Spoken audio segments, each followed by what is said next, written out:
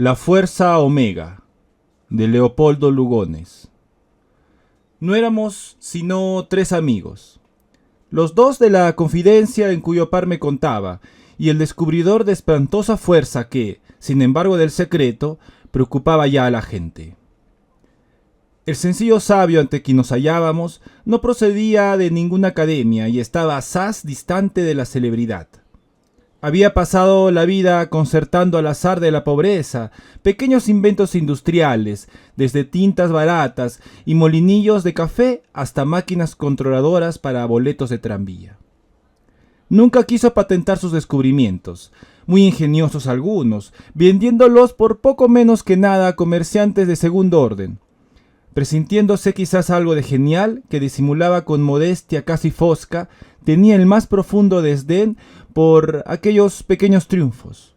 Si se le hablaba de ellos, concomíase con displicencia y sonreía con amargura. «Eso es para comer», decía sencillamente.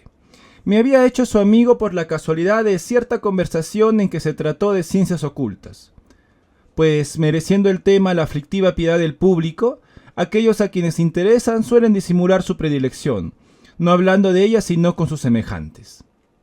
Fue precisamente lo que pasó, y mi despreocupación por el qué dirán debió de agradar a aquel desdeñoso, pues desde entonces intimamos.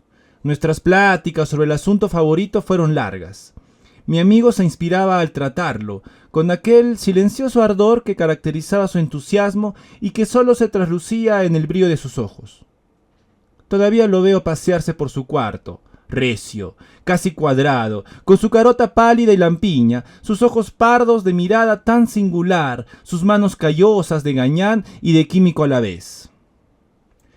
Anda por ahí a flor de tierra, solía decirme, más de una fuerza tremenda cuyo descubrimiento se aproxima, de esas fuerzas interetéreas que acaban de modificar los más sólidos conceptos de la ciencia, y que justificando las afirmaciones de la sabiduría oculta, dependen cada vez más del intelecto humano.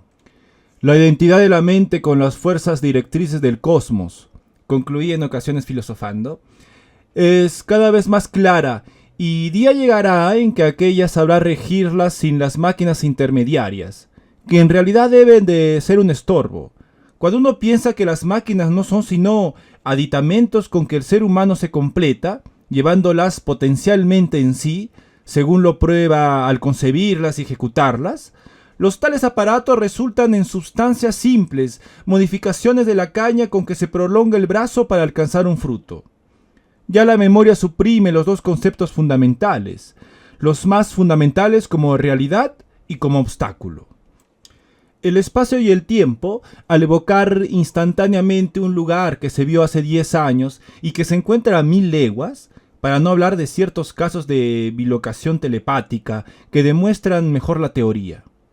Si estuviera en esta la verdad, el esfuerzo humano debería tender a la abolición de todo intermediario entre la mente y las fuerzas originales, a suprimir en lo posible la materia otro axioma de filosofía oculta. Mas para esto hay que poner el organismo en condiciones especiales, activar la mente, acostumbrarla a la comunicación directa con dichas fuerzas. Caso de magia, caso que solamente los miopes no perciben en toda su luminosa sencillez. Habíamos hablado de la memoria. El cálculo demuestra también una relación directa, pues si calculando se llega a determinar la posición de un astro desconocido en un punto del espacio, es porque hay identidad entre las leyes que rigen el pensamiento humano y al universo. Hay más todavía. Es la determinación de un hecho material por medio de una ley intelectual. El astro tiene que estar ahí, porque así lo determina mi razón matemática.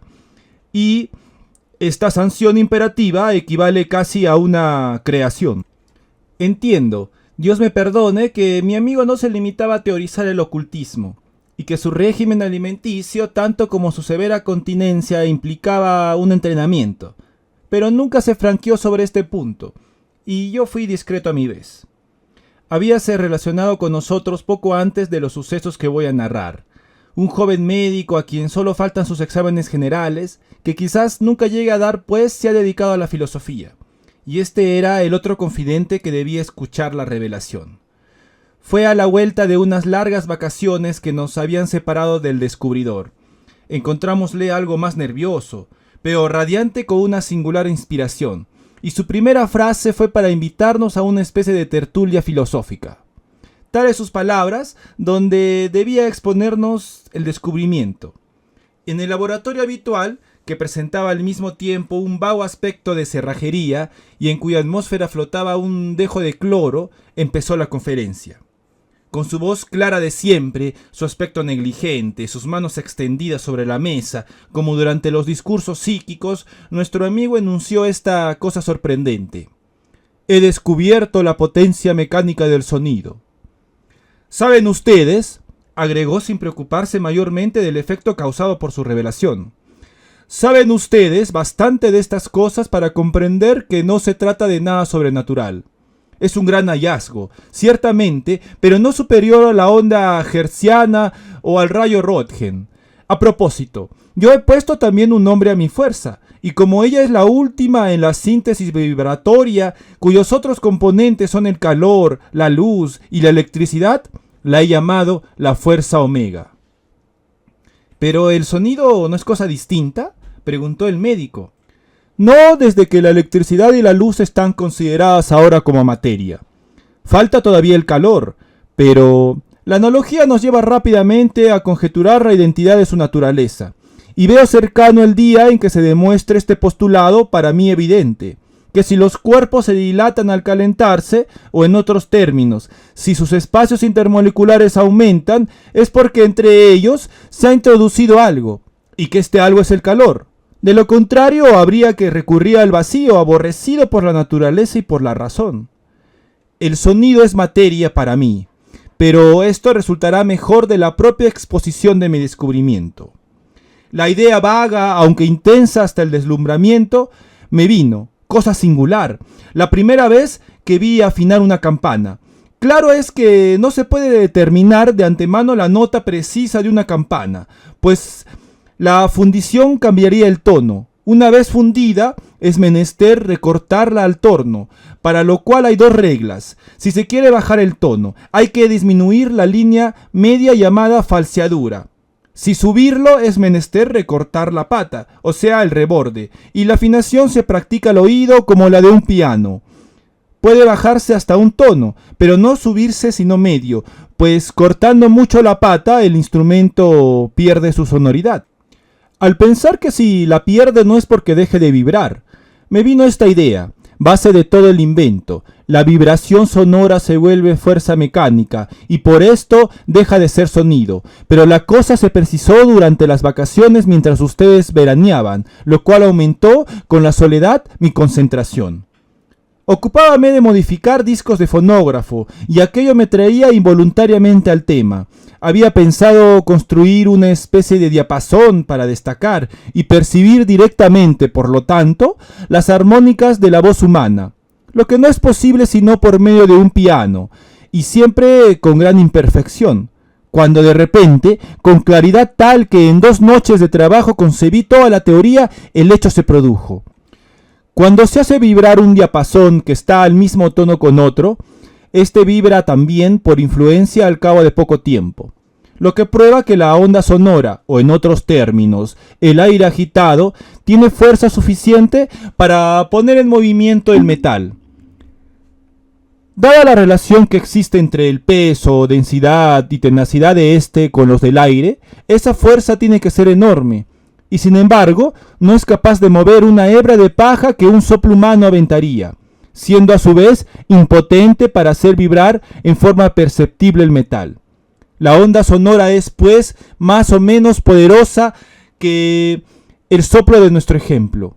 Esto depende de las circunstancias, y en el caso de los diapasones, las circunstancias deben ser una relación molecular, puesto que si ellos no están al unísono, el fenómeno marra.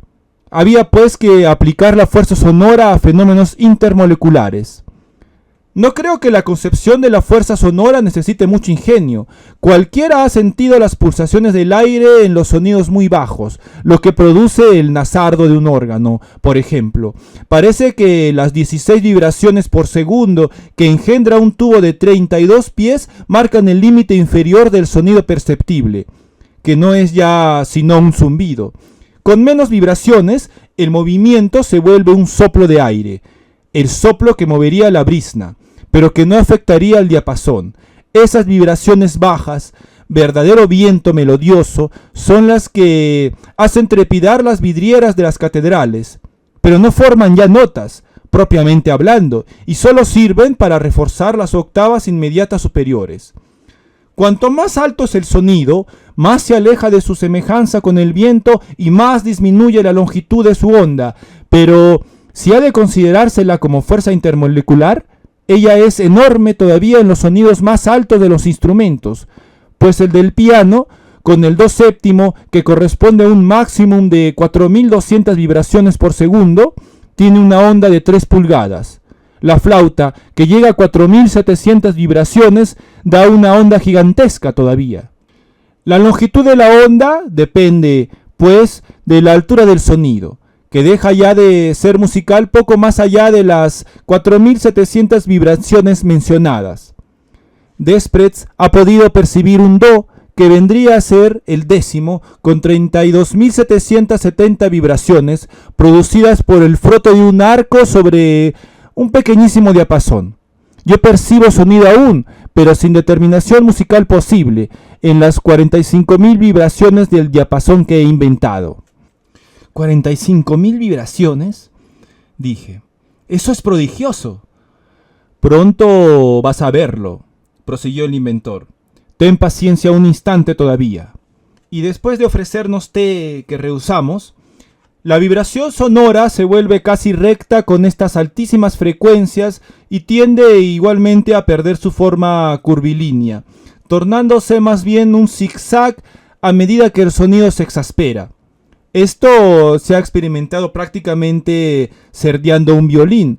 Hasta aquí no salimos de lo conocido. Bien en que no sea vulgar. Pero yo he dicho que me proponía estudiar el sonido como fuerza. He aquí mi teoría, que la experiencia ha confirmado. Cuanto más bajo es el sonido, más superficiales son sus efectos sobre los cuerpos. Después de lo que sabemos, esto es bien sencillo. La fuerza penetrante del sonido depende, pues, de su altura, y como a esta corresponde, según dije, una menor ondulación, resulta que mi onda sonora de 45.000 vibraciones por segundo es casi una flecha ligerísima ondulada. Por pequeña que sea esta ondulación, siempre es excesiva, molecularmente hablando, y como mis diapasones no pueden reducirse más, era menester ingeniarse de otro modo. Había además otro inconveniente. Las curvas de la onda sonora están relacionadas con su propagación, de tal modo que su ampliación progrese con gran velocidad, hasta anularla como sonido, imposibilitando a la vez su desarrollo como fuerza, pero tanto este inconveniente como el que resulta de la ondulación en sí, desaparecerían multiplicando la velocidad de traslación. De este depende que la onda no pierde la rectitud, que como toda curva tiene al comenzar, y al logro de semejante propósito concurrió una ley científica. Fourier, el célebre matemático francés, ha enunciado un principio aplicable a las ondas simples, las de mi problema, que pueden traducirse vulgarmente así. Cualquier forma de onda puede estar compuesta por cierto número de ondas simples de longitudes diferentes. Siendo ello así, si yo pudiera lanzar sucesivamente un número cualquiera de ondas en progresión proporcional, la velocidad de la primera sería la suma de las velocidades de todas juntas. La proporción entre las ondulaciones de aquella y su traslación quedaba rota con ventaja y libertada por lo tanto la potencia mecánica del sonido. Mi aparato va a demostrarles que todo esto se puede, pero aún no les he dicho lo que me proponía hacer. Yo considero que el sonido es materia, desprendida en partículas infinitesimales del cuerpo sonoro y dinamizada en tal forma que da la sensación de sonido, como las partículas odoríferas dan la sensación de olor. Esa materia se desprende en la forma ondulatoria comprobada por la ciencia y que yo me proponía modificar, engendrando la onda aérea conocida por nosotros, del propio modo que la ondulación de una anguila bajo el agua es repetida por ésta en su superficie. Cuando la doble onda choca con un cuerpo, la parte aérea se refleja contra su superficie. La aérea penetra, produciendo la vibración del cuerpo y sin ninguna otra consecuencia, pues el éter del cuerpo supuesto se dinamiza armónicamente con el de la onda, difundido en él, y esta es la explicación que se da por primera vez de las vibraciones al unísono. Una vez rota la relación entre las ondulaciones y su propagación, el éter sonoro no se difunde en la masa del cuerpo, sino que la perfora, ya completamente, ya hasta cierta profundidad. Y aquí viene la explicación misma del fenómeno que produzco. Todo cuerpo tiene un centro formado por la gravitación de moléculas que constituye su cohesión, y que presenta el peso total de dichas moléculas. No necesito advertir que ese centro pueda encontrarse en cualquier punto del cuerpo. Las moléculas representan aquí lo que las masas planetarias en el espacio. Claro es que el más mínimo desplazamiento del centro en cuestión ocasionará instantáneamente la desintegración del cuerpo, pero no es menos cierto que para efectuarlo, venciendo la cohesión molecular, se necesita una fuerza enorme, algo que la mecánica actual no tiene idea y que yo he descubierto, sin embargo. Tyndall ha dicho en un ejemplo gráfico que la fuerza del puñado de nieve contenido en la mano de un niño bastaría para hacer volar en pedazos una montaña. Calculen ustedes lo que se necesitará para vencer esa fuerza, y yo desintegro bloques de granito de 1 metro cúbico. Decía aquello sencillamente, como la cosa más natural, sin ocuparse de nuestra aquiescencia. Nosotros, aunque vagamente, íbamos turbando con la inminencia de una gran revelación, pero acostumbrados al tono autoritario de nuestro amigo, nada replicábamos. Nuestros ojos, eso sí, buscaban al descuido por el taller los misteriosos aparatos.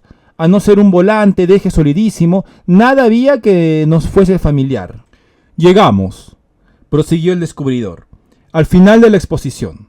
Había dicho que necesitaba ondas sonoras susceptibles de ser lanzadas en progresión proporcional, y a vuelta de muchos tanteos, que no es menester describirlos, di con ellas. Eran el do, fa, sol, do, que según la tradición antigua constituían la lira de Orfeo, y que contienen los intervalos más importantes de la declamación, es decir, el secreto musical de la voz humana. La relación de estas ondas es matemáticamente 1, 4/3, 3/2, 2, y arrancadas de la naturaleza, sin un agregado de formación que las altere, son también una fuerza original. Ya ven ustedes que la lógica de los hechos iba paralela con la de la teoría. Procedí entonces a construir mi aparato, mas para llegar a algo que ustedes ven aquí, dijo sacando de su bolsillo un disco harto semejante a un reloj de níquel. Ensayé diversas máquinas. Confieso que el aparato nos defraudó. La relación de magnitudes forma de tal modo la esencia del criterio humano, que al oír hablar de fuerzas enormes, habíamos presentido máquinas grandiosas. Aquella cajita redonda, con un botón saliente en su borde, parecía cualquier cosa menos un generador de éter vibratorio. Primero, continuó el otro sonriendo ante nuestra perplejidad, pensé en cosas complicadas, análogas a las sirenas de Koenig. Luego fui simplificando de acuerdo con mis ideas sobre la deficiencia de las máquinas, hasta llegar a esto, que no es sino una solución transitoria.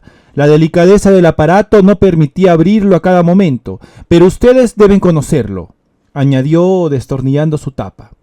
Contenía 4 diapasoncillos, poco menos finos que cerdas, implantados a intervalos desiguales sobre un diafragma de madera que constituía el fondo de la caja. Un sutilísimo alambre se tendía y distendía rozándolos, bajo la acción del botón que sobresalía, y la boquilla de que antes hablé era una bocina microfónica.